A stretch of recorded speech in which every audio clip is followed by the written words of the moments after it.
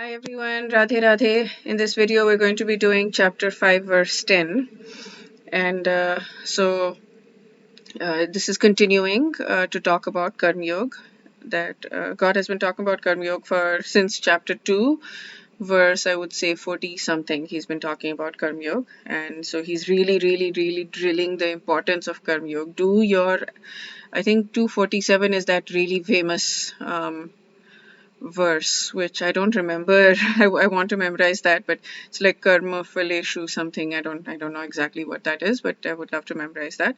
But yeah, so he goes from somewhere there, and right now we're at 510, and he's talking about it. It's that important that he's talking about it. Okay, so let's sing this together. ब्रह्मण्याध्याय कर्माणि सङ्गं त्यक्त्वा करोति यः लिप्यते न स पापेन पद्मपत्रमिवाम्भसा. The translation is one who performs his duty without attachment, surrendering the results unto the Supreme Lord, is unaffected by sinful action, as the lotus leaf is untouched by water. Word by word, Brahmani unto the Supreme Personality of Godhead, or yeah. Let's see what Swami Ugandanand translates Brahmani as. Brahmani is God, yeah. Okay. Adhyaya resigning, Brahmani Adhyaya, Karmani all works, Sangam attachment, Tyaktva giving up.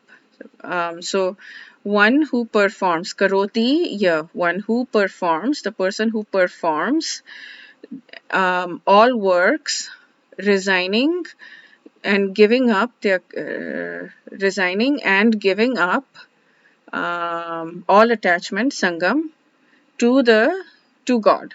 Okay, so one who performs all works, karmani, giving up tyaktva, tyag, sangam, giving and resigning, adhyaya, all works, giving up all attachment, sangam, and resigning to the Supreme Personality of Godhead, surrendering to the Supreme Personality of Godhead. Lipyate na sa papena, one who is never, he who is never affected by, he is never affected by sin. Padma patra me vambhasa. Padma patram, like a lotus leaf in the water. So a lotus leaf is used many times. Swami Mukundan talks about that in detail. Let's read his translation also. One who dedicates their actions to God, abandoning all attachment, remains untouched by sin, just like a lotus leaf is untouched by water. So a lotus leaf is lotus is used many times in this thing because it grows in the mud but it stays above the mud. It grows in the water, it needs the water, but it stays above the water. Water, like you can pour water on it, on the leaf, and it just it doesn't get absorbed, it just flows off, right? So it can stay in the mud, but it doesn't absorb the mud, the badness of the mud. It stays above. Okay. So, Prabhupada here talks about Brahmani meaning Krishna consciousness, and the material world is the three modes of nature. So I've seen this. I have not fully understood how, why, whatever that means. But the mode of goodness even is part of the material mode. Mode of goodness, mode of passion, mode of ignorance. Those are the three modes of material nature, and the material world is some manifestation of that. And so the Bhagavad Gita and the Upanishad indicate that everything in the material world is a manifestation of Brahman, and although the effects are differently manifested, they're non-different from the cause. Everything is related to Supreme Brahman or Krishna. Okay, so when we do anything for God, okay, so so he says in 3:30, resign all works unto me, and then okay. So one thing that I learned today, I've been studying the Gita again, like in a faster way.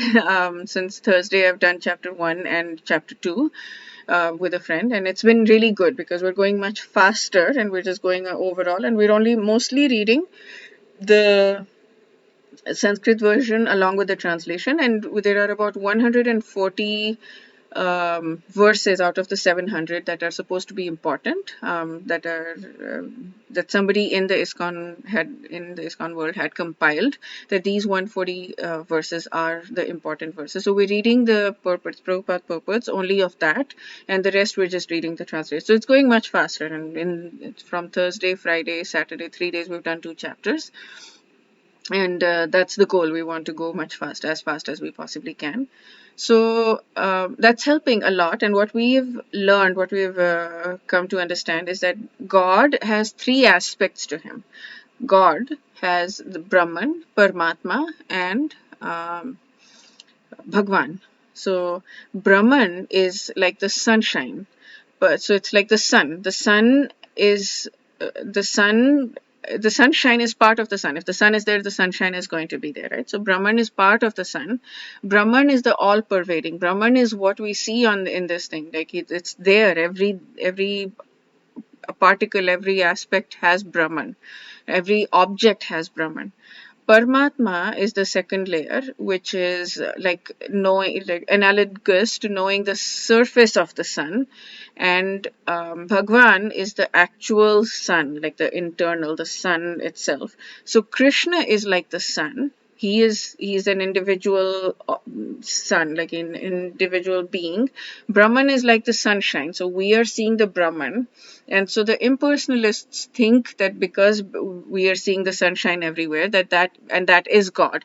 They're not seeing beyond and seeing that God is actually the sun that is providing the sunshine. So that is there. And then the Paramatma is the aspect of God that lives inside every living being, not just every human being, every living being. No living being is capable of surviving if Paramatma is not living with the being. And that is one of the proofs that we have, one of the joys that we have, is that God, no matter where we are, no matter who we are, no matter whether we're with this little amoeba, no matter whether we're on human or in the higher planets like the Swarga, which is not the planets that you get moksha, not the planets where you don't fall down from, but the higher planets where you enjoy, where there's a lot of sense enjoyment, Indralok and things like that. So if you do a lot of good karma, you go to those higher planets, but you fall back down eventually. You burn off your good karma and you fall back down. So the idea is to not accrue either good karma or bad karma. But when we're working in Krishna consciousness, then we don't accrue any karma. That's the thing. When we eat food that is not, then we don't accrue any karma at all. Okay, so whether we're there in the higher planets or we're in the lowest planet like Patal, there is a whole list of different planets before we go to Goloka Vrindavan. There's so many different layers that we can go to. So Krishna Bhakti and chanting is a ladder that takes us from where we are straight to Golok Vrindavan. We can bypass all of those other things. We don't have to go step by step or anything. In fact, if we go to the higher planets, it's harder for us to go there because we're enjoying so much that we're not praying. Like we don't really think about Krishna in there. Anyways, so yeah, wherever we are, I keep digressing. Wherever we are, whether we're in Patal, whether we're in the lowest planets or the highest planets, whether we're a one cell living being or we're a human being, it doesn't matter. Paramatma is living with us, which means that in the heart or in the body, I don't know exactly where, some people say heart, some people say body or whatever, there is an Atma, which is our soul, which is what gives us the consciousness that we have. And there is Paramatma, which is like, so it's like 2 birds sitting in a tree. So the Atma is doing whatever it's doing. We have free will. Krishna is not forcing us to do anything. But if we ask Krishna for help, Krishna will help. And anything that we do, even if we're raising our hands or moving our hands or whatever, the energy is coming from Krishna. It's coming from, we don't have anything. Krishna is providing that energy, but Krishna is like the bird that's watching the bird that's doing. It's just sitting there. It's just a friend. And that Krishna and that Paramatma is there in every living being, no matter what. So that's how much merciful Krishna is.